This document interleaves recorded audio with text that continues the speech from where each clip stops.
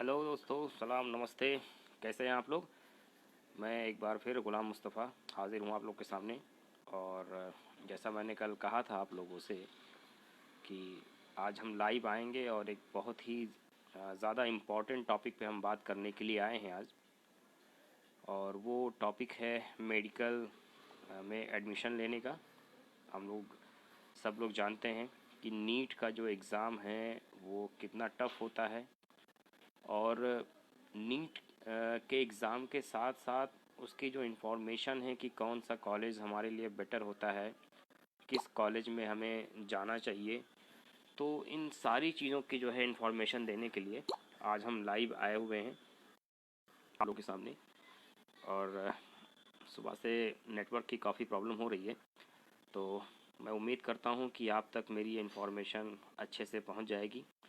तो दोस्तों, बहुत सारे लोग हर साल जो है तकरीबन मैं अगर पिछले साल की बात करूं तो लगभग 15 लाख बच्चे जो है नीट के लिए बैठे थे। तो मैं इस पूरे स्टेप को लगभग जो है 2 या 3 स्टेप में कंप्लीट करूंगा। पहले तो मैं बात करूंगा इससे जुड़े हुए चैलेंजेस की, कि नीट से जुड़े हुए क्या मुश्किल सिचुएशंस हैं, क्या चैलेंजेस हैं। तो उसके लिए मैं दोस्तों पहले आपको एक डेटा बताना चाहूँगा। और ये डेटा आपको डराने के लिए नहीं है कि आप इसको देख के डर जाएं और आप डिमोरलाइज़ हों कि यार इतना टफ़ है तो मैं कैसे जो है एग्ज़ाम दूं और मैं ना बैठूं, इससे अच्छा कुछ और कर लूं। ऐसा नहीं है, क्योंकि नीट जो है मेडिकल जो आपका है ये एक बहुत ही प्रेस्टिजियस कोर्स होता है। और भाई जाहिर सी बात है, आप सबने सुना है कि लोग जो है डॉक्टर को भगवान का दर्जा देते हैं। तो बहुत ही ज़बरदस्त कोर्स होता है और हर एक माँ बाप का ख्वाब होता है कि भाई उसका बच्चा बड़ा होकर डॉक्टर बने। तो इसलिए मैं ये डेटा जो आपको देने जा रहा हूँ, इसका ये बिल्कुल मतलब नहीं है कि आप इससे बिल्कुल डर जाएं। बस ये एक आपकी नॉलेज के लिए है, ताकि हम आपको ये बेटर तरीके से बता सकें कि कितने चैलेंजेस हैं इस एग्ज़ाम को लेकर के। तो दोस्तों, अगर हम टोटल कॉलेज की बात करें, मेडिकल कॉलेजेस की अपने यहाँ, जो सेंट्रल यूनिवर्सिटी और प्राइवेट कॉलेजेस या डीम्ड यूनिवर्सिटीज़ को मिला करके पूरी कॉलेज हैं जो हमको एमबीबीएस की एजुकेशन दे रहे हैं, तो पिछले साल तक जो है वो 532 थे। 532 मेडिकल कॉलेजेस थे। आज के टाइम पे चूँकि एम्स जो कि भाई नंबर 1 पे है, हमारे यहाँ टॉप पे है जो मेडिकल की एजुकेशन दे रहा है, वो पहले अपना एग्ज़ाम अलग कराता था। एम्स जो है आज के टाइम पे वो भी नीट के दायरे में आ गया है, वो भी नीट के थ्रू ही अपने यहाँ बच्चों को एडमिशन दे रहा है। तो एम्स को मिला करके, जिपमर को मिला करके, जिपमर आप लोगों ने नाम सुना होगा, Jawaharlal Nehru institute of post graduate medical sciences का है ये जिपमर जो है। दो हैं, एक पांडुचेरी में है, एक और मैं बोल रहा हूँ कहाँ पे एक है। तो इनको मिला करके, यानी एम्स और जिपमर को मिला करके अभी प्रेजेंट टाइम में लगभग 542 मेडिकल कॉलेजेस हैं जो आपको एमबीबीएस का एडमिशन दे रहे हैं। और अगर हम इन कॉलेजेस के सीट्स की बात करें कि पर ईयर कितने बच्चे जो है इसके अंदर एडमिशन लेते हैं, तो इन 542 मेडिकल कॉलेज में लगभग 80,000 80,000 एमबीबीएस की सीटें हैं। अब इन 80,000 सीटों को किस तरह से बांटा गया है? इसमें जो है कुछ सीटें गवर्नमेंट कोटे से होती हैं और कुछ जो है वो प्राइवेट सेक्टर की सीटें हैं, जिसको हम लोग मैनेजमेंट कोटा भी कहते हैं। तो गवर्नमेंट के हिसाब से जो गवर्नमेंट कोटेड की सीटें हैं उसमें जो है ये 42,000 हैं। यानी अगर आप एक गेस लगाइए कि पिछले साल के हिसाब से अगर हम देखें कि 15 लाख बच्चों ने एडमिशन के लिए जो है एंट्रेंस टेस्ट दिया था नीट का, और ये हर साल 2 से 2.5 लाख बढ़ जाता है। मैं आपको 2019 का डेटा बताऊं तो 2019 में लगभग 13 लाख बच्चों ने एग्ज़ाम दिया था, और जब 2020 का हुआ, जो कि कोरोना से काफ़ी ज़्यादा इफ़ेक्टेड ईयर रहा है, तो उसमें जो है 2 लाख बच्चों की तादाद बढ़ी है, लगभग 15 लाख बच्चों ने दिया है। तो अब आप सोचिए कि 15 लाख बच्चों में 42,000 गवर्नमेंट सीट को लेके इतना टफ कंपटीशन हो रहा है, तो कितना परसेंट हुआ? आप परसेंटेज खुद निकाल लीजिए कि कितना कम चांसेस होता है कि एक बंदा जो नीट की तैयारी कर रहा हो और वो चाहे कि हम गवर्नमेंट कोटे से एडमिशन ले लें, और उसके अलावा जो बाकी 40,000 सीटें हैं वो आपकी जो है प्राइवेट सेक्टर की हैं। तो ये तो आप सबको पता ही है कि अगर हम गवर्नमेंट कॉलेजेस में एडमिशन ले रहे हैं तो वहाँ पर फ़ीस स्ट्रक्चर काफ़ी कम होता है, और अगर प्राइवेट सेक्टर में जा रहे हैं तो वो काफ़ी महंगा होता है, बहुत ही ज़्यादा। मतलब आप ये कह लो कि तकरीबन अगर एक गवर्नमेंट कॉलेज में आप मान के चलिए 5 से 50,000 रुपये फ़ीस है, तो आप प्राइवेट सेक्टर में जा रहे हो तो वहाँ जो है 50 लाख से 1 करोड़ तक की फ़ीस हो जा रही है। तो कई गुना महंगा हो जा रहा है आपका प्राइवेट कॉलेज। तो हर एक बच्चा चाहेगा कि भाई हम कोशिश करें, मेहनत करें, और मेहनत करके जो है हम गवर्नमेंट कॉलेज में एडमिशन ले लें। तो ये तो कुछ डेटा की बात हो गई।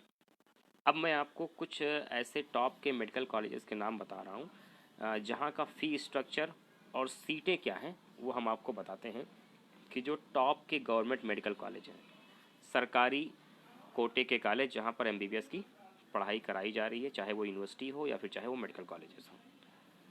तो सबसे कम फीस वाला जो इंस्टीट्यूट है जो आपको मेडिकल के लिए मौके दे रहा है, वो सब लोगों ने नाम सुना हुआ है, एम्स का, all India institute of medical sciences.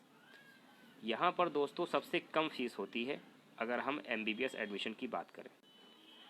एक डेटा के मुताबिक अभी कुछ पिछले साल तकरीबन जो है 5,500 के आसपास थी। आप सोचिए 5500, मात्र 5,500, और आज के टाइम पे ये 6,750 रुपये हो गई है वहाँ की फ़ीस। तो सुन के हैरानी हो रही होगी कि यार इतनी कम हो सकती है एमबीबीएस की फ़ीस। तो ये सच है दोस्तों, ये फ़ीस इतनी ही है एम्स में। तो एम्स सिर्फ दिल्ली में नहीं है, बल्कि टोटल जो है अभी तक 15 जो है रनिंग कर रहे हैं, और भी एम्स खोलने की जो है भाई गवर्नमेंट ने अनाउंसमेंट की हुई है। तो 2025 तक लगभग 22 एम्स और खोले जाएंगे। आपके यूपी में भी एक एम्स है रायबरेली में, और बाकी रनिंग है, अभी कोशिश की जा रही है कि सब रनिंग हो सके अच्छे से। तो ये एम्स की फ़ीस है दोस्तों, जो सबसे कम फीस में आपको एमबीबीएस करा रहा है। उसके अलावा जो है आपका जिपमर है, जैसा मैंने पहले ही कहा था। जिपमर में आपकी जो फ़ीस है दोस्तों वो तकरीबन 27,500 रुपये है, 27,000। उसके अलावा जो है मैंने एक लिस्ट निकाली हुई है जो है फ़ीस स्ट्रक्चर की। इसमें आपका एक पुणे का है, ये मैं टॉप के मेडिकल कॉलेज बता रहा हूँ जो गवर्नमेंट के हैं, यानी पूरी तरह से ये जो है सरकारी मेडिकल कॉलेजेस हैं। एक पुणे में है आपका, उसका नाम है आर्म्ड फोर्स मेडिकल कॉलेजेस। यहाँ भी फ़ीस काफ़ी कम है। मौलाना आज़ाद मेडिकल कॉलेज है जो कि दिल्ली में है, यहाँ 15,500 फ़ीस है सिर्फ मौलाना आज़ाद में। और उसके अलावा बीएचयू का आईएमएस है, तो यहाँ लगभग 1,60,000 फ़ीस है। आप अगर मद्रास की बात करें, मद्रास में जो चेन्नई में आपका मद्रास मेडिकल कॉलेज है, वहाँ की फ़ीस जो है, ये कंप्लीट कोर्स की फ़ीस बता रहे हैं दोस्तों हम आपको, 5 साल की पूरी, जो 5.5 साल का पूरा एक कोर्स होता है, जिसमें आप 4.5 साल तो कॉलेज की आप जो है वहाँ पर पढ़ते हैं, और उसके बाद फिर आपकी 1 से 1.5 साल की आपकी इंटर्नशिप होती है जो है। तो टोटल मिला के 5.5 से 6 साल में आपका एमबीबीएस कंप्लीट हो जाता है। तो 87,232 रुपये आपका चेन्नई में फ़ीस है। अगर हम अपने यूपी की बात करें, उत्तर प्रदेश की बात करें, तो यहाँ पर जो कॉलेजेस हैं गवर्नमेंट के, इसमें आपके टॉप में एक तो केजीएमयू आता है लखनऊ का, बहुत बड़ा इंस्टीट्यूट है, आप लोगों में से कई लोग भाई जा भी चुके हैं वहाँ पर। तो वहाँ की फ़ीस थोड़ी ज़्यादा है। वहाँ की फ़ीस कंप्लीट कोर्स की एमबीबीएस की तकरीबन 3 लाख रुपए हैं, और 250 सीट है वहाँ पर एमबीबीएस के, यानी फर्स्ट ईयर में वहाँ पे 250 बच्चे एडमिशन ले सकते हैं। राम मनोहर लोहिया जो है वो भी लखनऊ में ही है। वहाँ की फ़ीस अगर हम केजीएमयू के मुकाबले देखें तो काफ़ी ज़्यादा कम है। केजीएमयू में जहाँ आपकी 3 लाख रुपये फ़ीस है, वहीं राम मनोहर लोहिया में 1,41,000 है टोटल कोर्स की फ़ीस। अगर हम उससे भी और थोड़ा सा कम में देखें अगर जो है, तो आपका हैदराबाद में उस्मानिया मेडिकल कॉलेज है। उस्मानिया में महज 75,000 रुपये, सिर्फ 75,000 फ़ीस है। कोलकाता का पीजीआई अगर देखें तो वहाँ पर 41,000 फ़ीस है। और आपका एएमयू है, अलीगढ़ मुस्लिम यूनिवर्सिटी, वहाँ पर जेएनएमसी है, जवाहरलाल नेहरू मेडिकल कॉलेज, वहाँ की फ़ीस तकरीबन जो है 1.5 लाख रुपए है। कन्नौज का गवर्नमेंट मेडिकल कॉलेज है जीएमसी, वहाँ पर 1,53,000 रुपये। तो इस तरह से ये जो हैं गवर्नमेंट के मेडिकल कॉलेजेस की फ़ीस होती हैं, जो हम ये मान के चलें कि अगर हम एम्स से ले करके और बाकी जगह के अगर हम गवर्नमेंट मेडिकल कॉलेज का फ़ीस डेटा देखते हैं, तो 5,000 से लेकर के और मैक्सिमम जो है आपका 4 लाख रुपए तक हो जा रहा है पूरा कोर्स। तो ये अगर हम कंपेयर करेंगे प्राइवेट इंस्टीट्यूट के साथ तो उसके मुकाबले काफ़ी कम फीस है। तो ये तो फ्रेंड हो गई गवर्नमेंट मेडिकल कॉलेजेस की बात।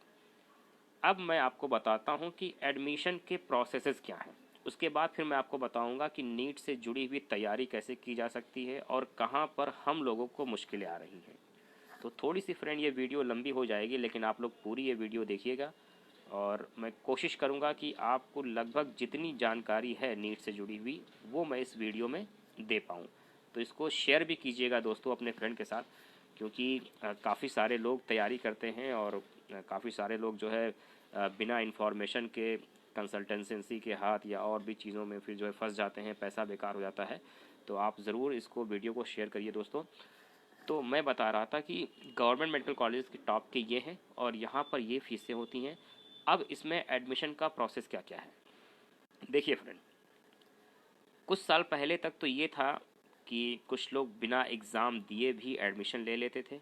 कुछ लोग CPMT की तैयारी करते थे, उसका एग्ज़ाम देते थे, वहाँ से एडमिशन लेते थे। अभी क्या हो गया है पिछले कुछ सालों से कि एक कंबाइंड टेस्ट हो गया है पूरे इंडिया के लिए कि जितने बच्चे होंगे जो भी MBBS में एडमिशन लेना चाह रहे हैं, या सिर्फ मैं MBBS ही क्यों कहूँ, मैं BDS कहूँ, BUMS, BMS या BHMS, ये जितने भी आपके मेडिकल कोर्सेज़ हैं उसमें अगर वो एडमिशन लेना चाह रहे हैं तो उन सभी को एक कॉमन टेस्ट देना होगा जिसका नाम है नीट।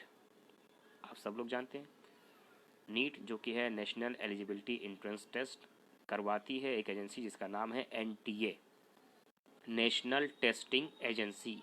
ये हर साल ये कॉमन टेस्ट करवाती है जिसमें जो है आपके 4 सब्जेक्ट से क्वेश्चन पूछे जाते हैं। कौन कौन से हैं? फिजिक्स है, बॉटनी है, जूलॉजी है। तो बॉटनी जूलॉजी जो है आपके ये दोनों एक ही में आपके हो गए बायोलॉजी के। उसके अलावा फिजिक्स और केमिस्ट्री। टोटल 720 नंबर का ये पेपर होता है और इसमें जो आपका क्वालिफ़िकेशन का है कि हाँ भाई आप कितने पे क्वालिफाई कर लोगे, वो मिनिमम 120 है। मैं इसमें थोड़ा सा रिजर्वेशन की भी बात करूंगा कि जो रिजर्वेशन कोटा है लाइक SC ST OBC या जनरल कैटेगरी, उसके हिसाब से ये 100 से लेके 137 मार्क्स तक हो सकता है। या जनरल कैटेगरी को जो है 137 तक हो रहा है।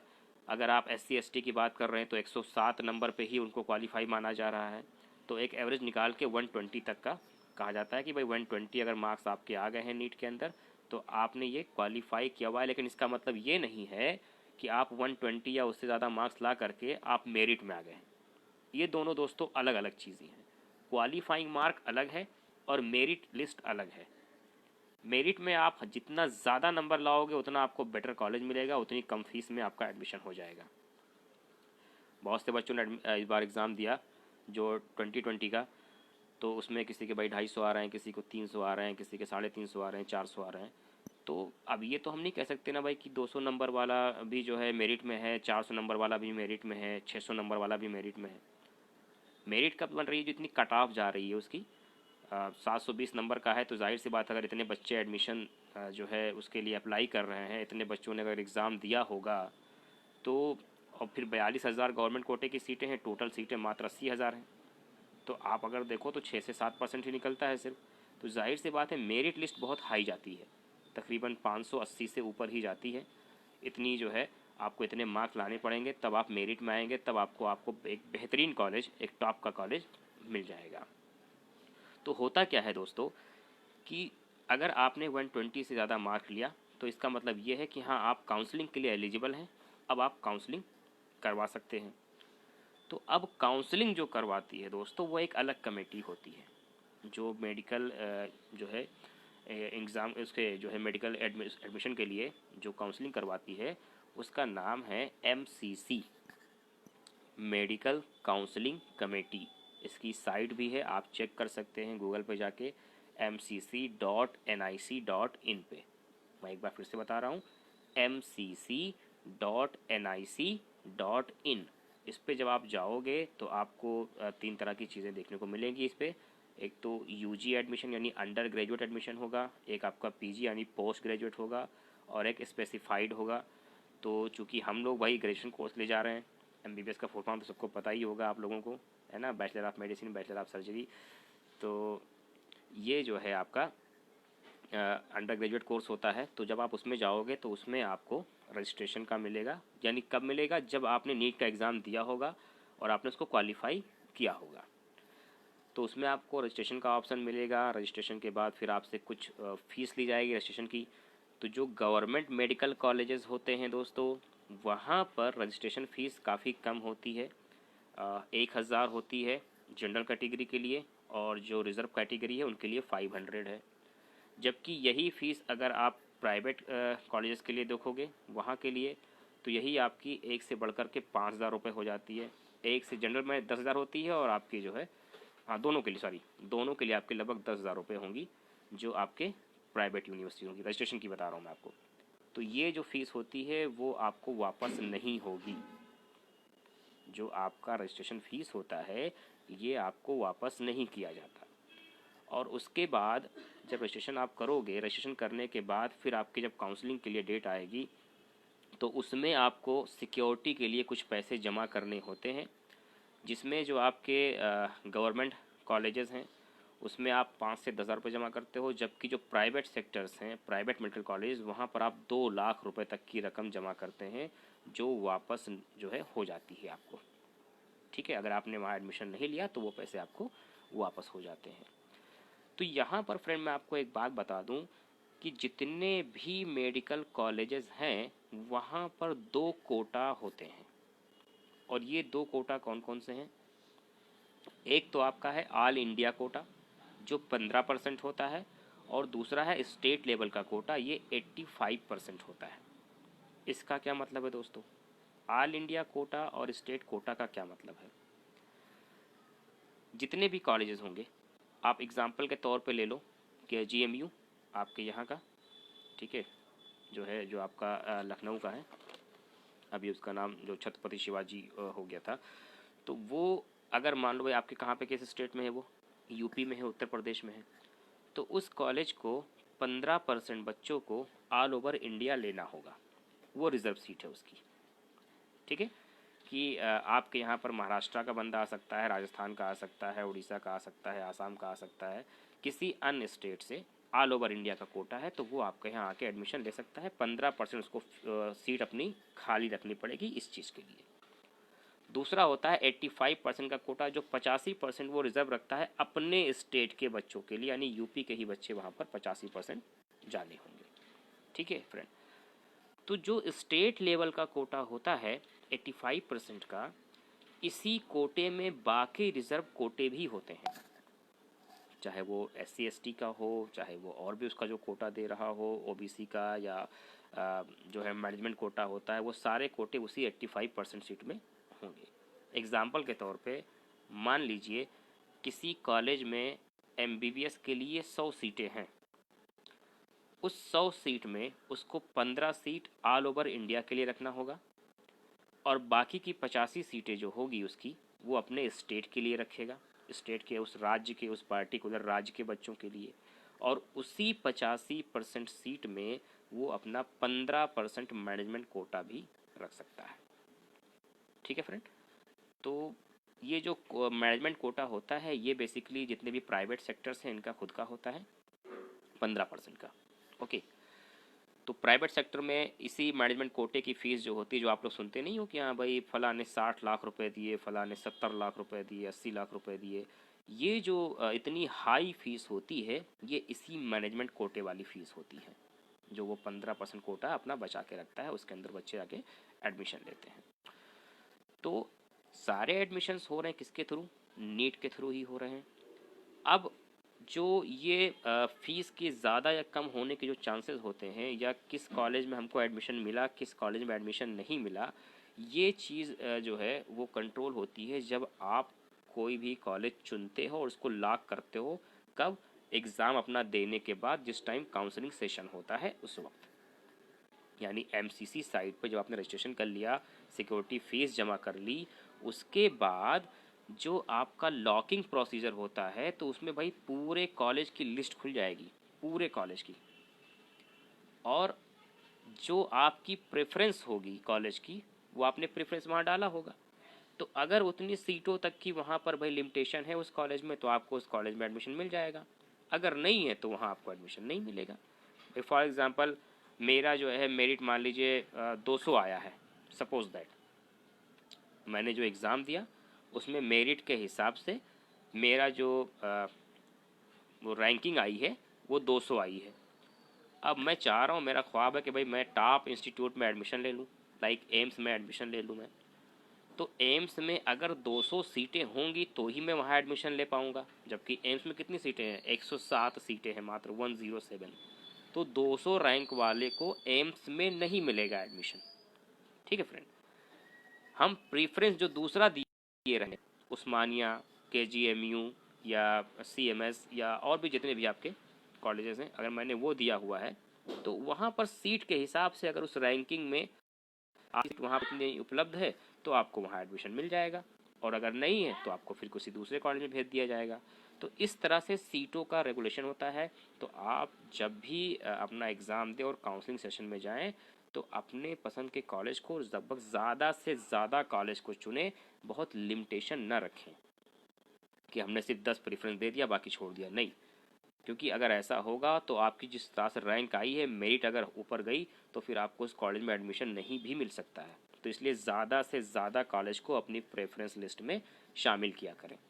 ओके फ्रेंड, तो ये हो गई सीटों के डिस्ट्रीब्यूशन को लेकर कि किस तरह से आपको कॉलेज में सीट मिल जाएगी और उनके जो है क्या क्या नियम होते हैं। ठीक, अभी मैं आपको बताता हूँ कि मुश्किल कहाँ पे आ रही है, प्रॉब्लम कहाँ पे आ रही है, जो मेन प्रॉब्लम आ रही है नीट की तैयारी को लेकर के, तो उसमें क्या दिक्कत हो रही है। तो चूंकि भाई मैं यूपी के एक बहुत ही बैकवर्ड डिस्ट्रिक्ट से हूँ, उत्तर प्रदेश के श्रावस्ती ज़िले से, तो मैं शुरू यहीं से करूँगा कि यहाँ से क्या प्रॉब्लम आ रही है जब बच्चे यहाँ से नीट के लिए जा रहे हैं।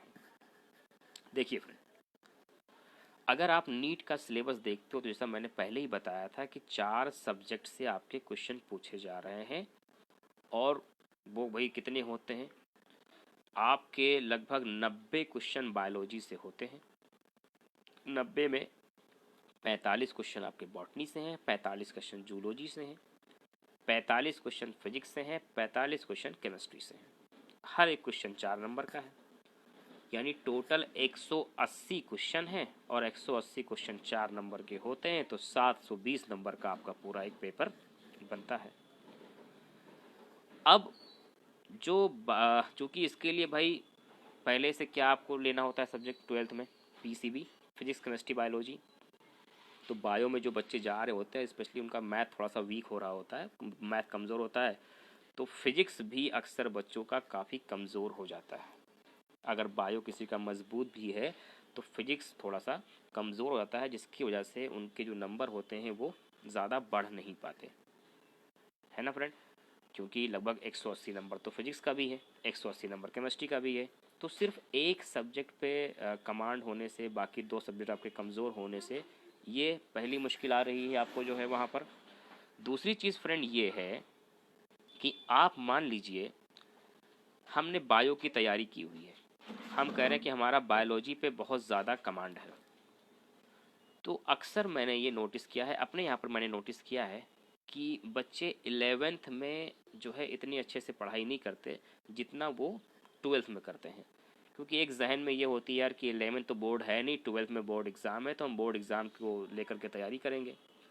तो आप ये समझ लीजिए फ्रेंड कि ये एक सबसे बड़ी वजह जो मैंने एनालिसिस किया है, 2 चीज़ें निकल के आई हैं हमारे यहाँ से जो नीट में आपकी जो है नाकामी का सबब बन जाती हैं।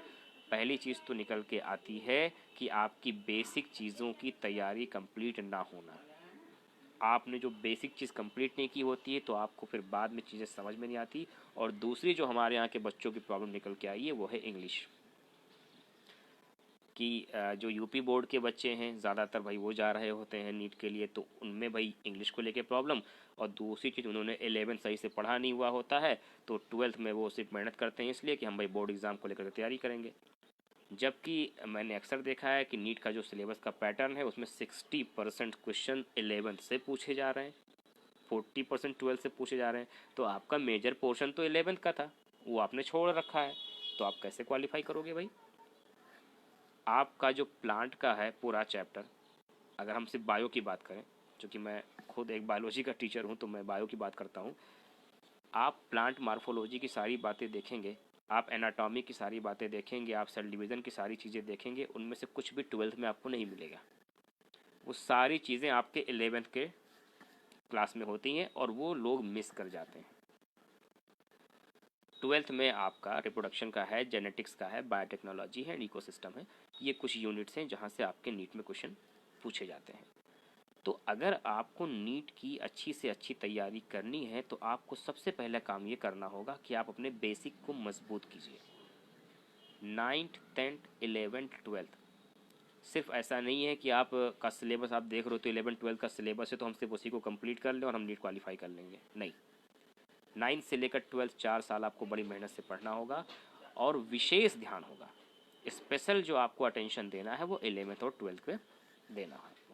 ठीक है फ्रेंड, फिजिक्स और केमिस्ट्री भी साथ साथ आपको मजबूत करना है, क्योंकि सिर्फ बायोलॉजी से ही आपके भाई क्वेश्चन नहीं बनेंगे। अगर आप मेरिट लिस्ट देख रहे हो तो वो 550 से ऊपर जा रही है, 580 600, तो आपका बायोलॉजी तो आपको सिर्फ 360 क्वेश्चन दे रहा है, 360 जो है नंबर ही दे रहा है, बाकी कहाँ दे रहा है वो, है ना। तो आप अगर 360 नंबर बायोलॉजी में ले भी आए अगर आप, तो भी आपका एडमिशन नहीं होना है।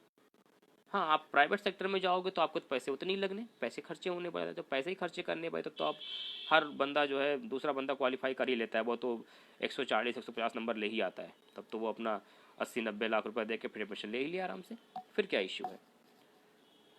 निज़ाम एज एलिजिबल होता है, जी सही कह रहे हैं, एज होता है फैक्टर मिनिमम 17 ईयर, कम से कम 17 साल का लड़का होना चाहिए अगर उसे बैठना है, लड़का लड़की जो भी है, तो कम से कम 17 ईयर 17 साल एज फैक्टर है जो नीट के एग्ज़ाम दे सकते हैं। तो फ्रेंड ये तो होगी तैयारी की चीज़। दूसरी चीज़ हम ये कह रहे हैं कि जैसे इस बार भाई क्या हुआ, कोरोना की वजह से 30% सिलेबस आपका कम कर दिया गया सभी चीज़ों का। तो बच्चे भाई बहुत खुश हैं कि यार बोर्ड एग्ज़ाम में 30% सिलेबस कम कर दिया गया है और हम लोग आसानी से वही बोर्ड एग्ज़ाम कर लेंगे और उसके बाद फिर नीट के लिए जाएंगे। तो आप एक बात ये ध्यान में रखिए फ्रेंड कि सिलेबस जो 30% कम किया गया है वो इसलिए कम किया गया था क्योंकि कॉलेजेस बंद थे कोरोना की वजह से और आपकी पढ़ाई अच्छे से नहीं हो पाई है, इसी वजह से उन्होंने 30% सिलेबस कम किया है। मगर नीट में 1% सिलेबस कम नहीं हुआ है, ये आप ध्यान में रखिएगा। तो 30% का तो आप ऑलरेडी नुकसान कर रहे हैं। अगर आप सिर्फ बोर्ड एग्ज़ाम को लेकर को पढ़ रहे हैं और आगे आप जाना चाह रहे हो नीट के लिए, तो आप 30% का तो आप ऐसे ही नुकसान कर दे रहे हो अपने जो है, तो आपको डबल मेहनत करनी होगी वहाँ जा कर के। तो सिर्फ इसके लिए आप मत जाइए कि हाँ भाई हमको जो है बोर्ड एग्ज़ाम के लिए जाना है। अगर आप कुछ आगे करना है तो आपको कंप्लीट सिलेबस अच्छे से पढ़ना है। और किस तरह से पढ़ना है, देखिए एनसीईआरटी सिलेबस चल रहा है ऑल ओवर इंडिया, ठीक है। तो एनसीईआरटी सिलेबस जब चल रहा है आपका, तो एनसीईआरटी में जो चीज़ें होती हैं वो हैं तो बहुत इंपॉर्टेंट, लेकिन बहुत ज़्यादा एलाबोरेटिव फॉर्म में नहीं दी होती हैं। और उस एलाबोरेटिव फॉर्म आपको अच्छे से उसको पढ़ना होगा। आपको कोई भी एक टॉपिक जो दिया हुआ है, कोई भी एक टॉपिक आप उठा लीजिए, चाहे बायो का है, चाहे केमिस्ट्री का है, चाहे फिजिक्स का है, तो उस एक टॉपिक को बहुत अच्छे से पढ़िए, उसको बाकी सोर्सेज से पढ़िए। मानता हूँ भाई कि कॉलेज में इस बार पढ़ाई नहीं हो पाई है अच्छे से, लेकिन आपके पास ऑनलाइन रिसोर्सेज मौजूद हैं। लगभग इस बार जो नीट के बच्चे तैयारी भी कर रहे थे वो भी इस वक्त ऑनलाइन से पढ़ रहे हैं। ऐसे बहुत सारे जो है चैनल चलाए जा रहे हैं। फॉर एग्ज़ाम्पल आपका अन अकेडमी है, वेदांतु है, बायोमेंटर है, इस तरह के और बहुत सारे इंडिविजुअल टीचर्स भी हैं। केमिस्ट्री के फिजिक्स वल्ला हैं, सॉरी फिजिक्स में फिजिक्स के फिजिक्स वल्ला हैं, केमिस्ट्री के एक टीचर हैं, बायो में ऐसे बहुत सारे टीचर हैं।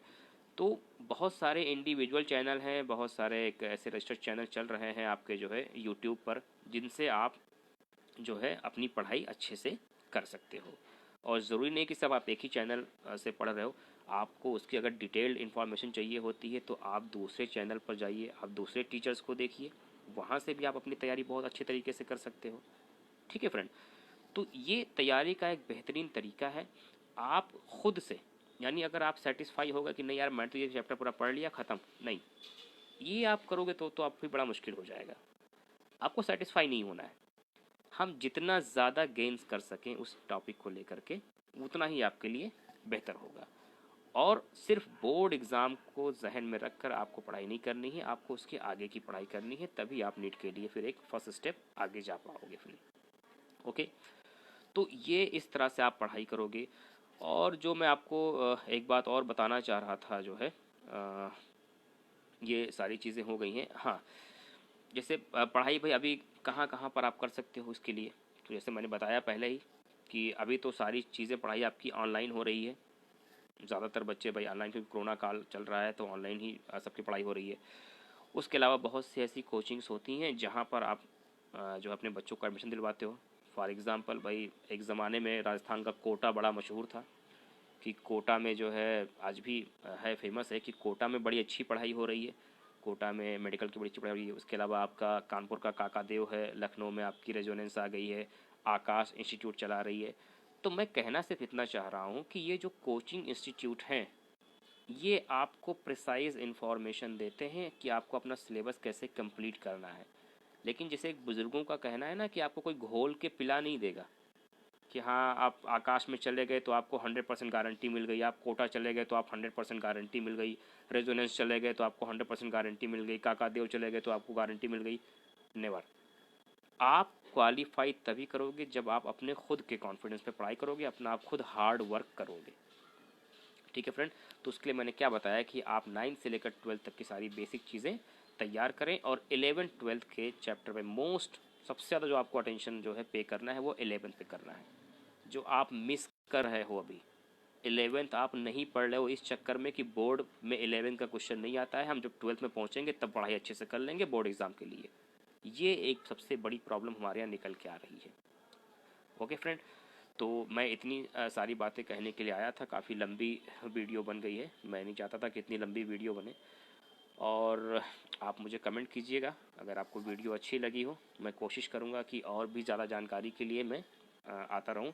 और हाँ, एक और बात फ्रेंड कि आखिरी में कहते कहते जा रहा हूँ, ये कहते हुए कि आपको अगर मेडिकल फील्ड में एडमिशन लेना है तो उसके लिए नीट एग्ज़ाम देना ही होगा। विदाउट नीट के अगर कोई दावा कर रहा है कि आपको एडमिशन दिलवा देगा तो वो सिर्फ आपको बेवकूफ़ बना रहा है कि हाँ भाई इतने पैसे दो, हम फला कॉलेज से करवा देंगे, फला कॉलेज से करवा देंगे। तो वो सिर्फ आपको बेवकूफ़ बना रहा है। ऐसा कोई प्रोसेस नहीं है। आपको नीट की जो क्वालिफाइंग मार्क हैं वो आपको देना होगा, उसके बाद ही आपका एडमिशन हो पाएंगे। ओके, और नीट के थ्रू सिर्फ एमबीबीएस ही नहीं बल्कि बीयूएमएस, बीएचएमएस, बीएएमएस, ये सारे कोर्सेज नीट के थ्रू ही हो रहे हैं। हाँ, ये अलग बात है कि एमबीबीएस को एमसीआई देख रहा है, जबकि जो बाकी के आपकी ये डिग्री हैं, बैचलर ऑफ यूनानी है, आयुर्वेदा है और होम्योपैथ का है, ये सारे कोर्सेज जो है वो आयुष काउंसलिंग जो है आयुष से होता है। ऑल इंडिया जो आयुष कमेटी है, इससे आपका हो रहा है। ठीक है, आप ऑल इंडिया आयुष पे आप क्लिक करोगे, उससे आपको सारी जानकारी इसकी भी मिल जाएगी। तो इसमें भी आपके गवर्नमेंट कॉलेजेस हैं, प्राइवेट कॉलेजेस हैं, वहाँ भी सेम चीज़ें हैं। गवर्नमेंट कॉलेज में आपकी कम फ़ीस होंगी, प्राइवेट कॉलेज में काफ़ी ज़्यादा फ़ीस होंगी। तो ये सारी चीज़ें आप ध्यान में रख करके फिर अपनी तैयारी कीजिए। और चूँकि अभी जो चल रहा है 2021 के लिए, कुछ लोगों ने पूछा था मुझसे कि सर उसके फॉर्म कब आएंगे। तो दोस्तों अभी 2021 नीट के लिए फॉर्म नहीं आया है। जनवरी से ये गेस था कि जनवरी से, मतलब जो चल रही जनवरी, अभी फॉर्म आने वाले हैं कि फर्स्ट वीक से फॉर्म आ जाएंगे, मगर अभी नहीं आया हुआ है। आप से रिक्वेस्ट है कि आपको अगर फॉर्म अप्लाई करना है तो आप 20 जनवरी के बाद से एनटीए जो नेशनल टेस्टिंग एजेंसी है उसकी जो है आप वेबसाइट चेक कीजिएगा, वहाँ पर आपको इसकी डिटेल जानकारी मिल जाएगी। ओके, और मई में या जून में एग्ज़ाम के होने के चांसेस हैं, जबकि एनटीए ने रिक्वेस्ट की हुई है मिनिस्ट्री से कि इस बार 2 बार पेपर कराया जाए नीट का, ताकि बच्चे जो जिनकी तैयारी अच्छे से नहीं हो पाई है उनकी जो है वो उनको 2 मौका मिल जाए एग्ज़ाम देने का। तो सिर्फ एक उन्होंने रिक्वेस्ट की है, अभी कोई ऑफिशियल लेटर ऐसा नहीं आया हुआ है कि नीट का एग्ज़ाम 2 बार होगा, ऐसा अभी नहीं है। एक सिर्फ विचार करने के लिए उन्होंने अपना दे दिया है प्रपोज़ल। अब उस पर अगर आपकी एजुकेशन मिनिस्ट्री जो है भाई विचार करेगी तो देखते हैं आगे क्या हो सकता है। लेकिन आप अपनी तैयारी पूरे सिलेबस के साथ करिए, और ये मान के चलिए कि मई जून में आपका पेपर होना है, तो उसके लिए आप अच्छे से तैयारी करिए फ्रेंड। ओके, तो आप सबको बेस्ट ऑफ लक आपके फ्यूचर के लिए, और बहुत शुक्रिया मेरे साथ बने रहने के लिए। Bye bye.